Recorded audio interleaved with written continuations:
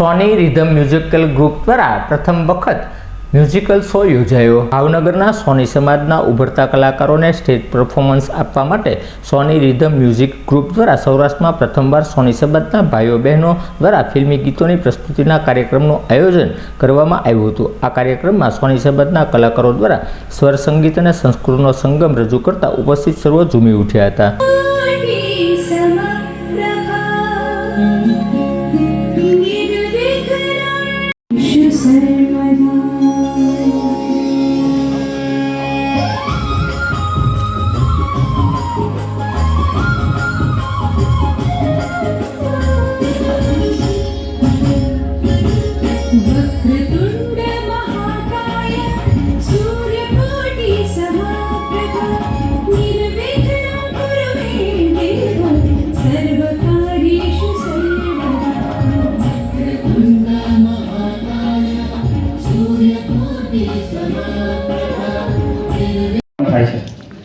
હોદ્દો મળે તો સેવા કરવાનો નવો અવસર મળે છે અને સાચા મનથી કરેલા કાર્યોથી જ સમાજનો વિકાસ થાય છે।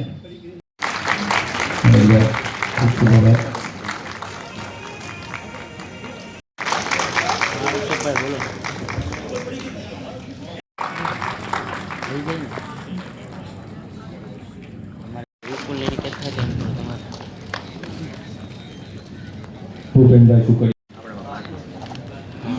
બિપિનભાઈ રામકરિયા કેવું છે તે પ્રમાણે आप सब यस सर बार भाड़ा बार बड़ी हालवानी છે ओ जाने वाले हो